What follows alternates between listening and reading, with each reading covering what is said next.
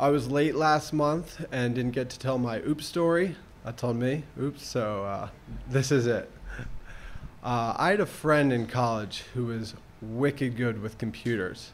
I mean, he could do so much with the internet, whether it was streaming a sports game or a pay-per-view event, or even finding old tests by lazy professors that they were still reusing. And no, I don't feel bad about taking advantage of the occasional opportunity to get a better grade on one of my tests.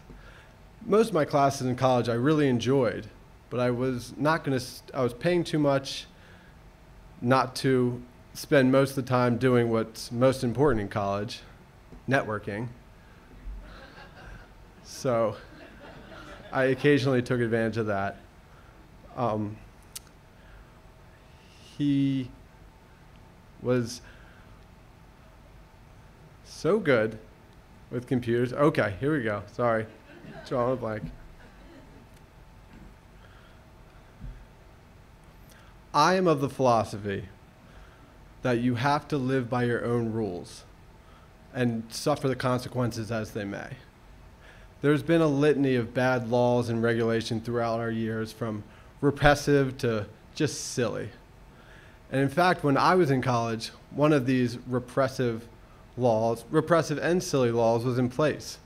There was a prohibition, especially where I went to school in State College, of a certain wonderful plant that grows in the ground, and when it's used is quite delightful. It has tons of great effects, maybe some bad ones, but anyway, this prohibition created an enormous economic opportunity, an artificial market, if you will.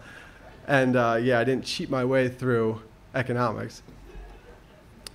And my good buddy, being the tech-savvy gentleman that he is, used cryptocurrency to buy this wonderful plant off the Silk Road. Now, judging by the color and lack of hair in the room, I'm afraid I might have lost some of my audience there with that last one. So let me explain.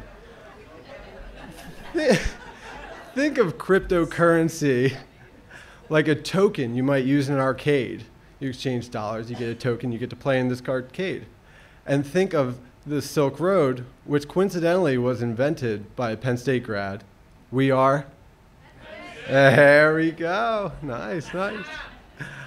The Silk Road, invented by a Penn State grad. Think of this as an arcade you might find in the red light district in Amsterdam. So, yeah, being the savvy entrepreneur he is, this business turned into quite the profitable enterprise. So much so that on his birthday that summer, he wanted to rent a houseboat on Raystown Lake for a little weekend adventure. So there we went.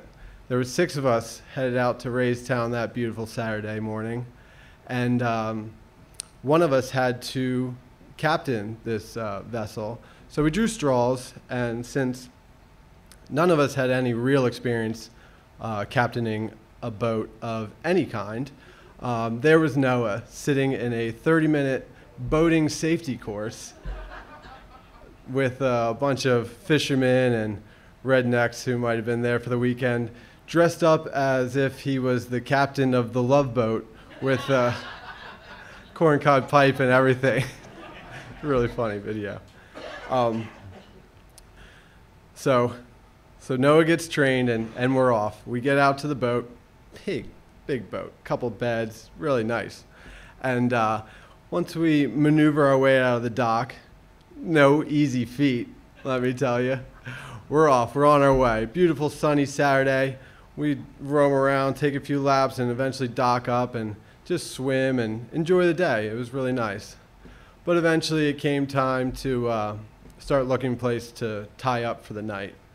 So we're kind of cruising along the side looking for a good place to dock and tie up the boat for the night, when we come across this beautiful boat with 2 jet skis in tow. New, nice, big houseboat. And as we pass it, we wave to the happy couple and compliment them on their beautiful vessel. And just as we did that, an unseasonably gust of wind comes blowing across Raystown Lake. And the next thing you know, we're floating towards this beautiful new vessel. Now the anxious couple's looking at us in pure fear. We do our best to stop the motion, but the momentum's too great, and we go scraping right along the back of it, doing cosmetic but no doubt expensive damage. Oops. Now there is a happy ending to the story. When we did eventually tie up and settle for the night, our lovely neighbors happened to be swingers in town for a party that evening. But I'm out of time, so that'll be a story for another day. Thank you, guys.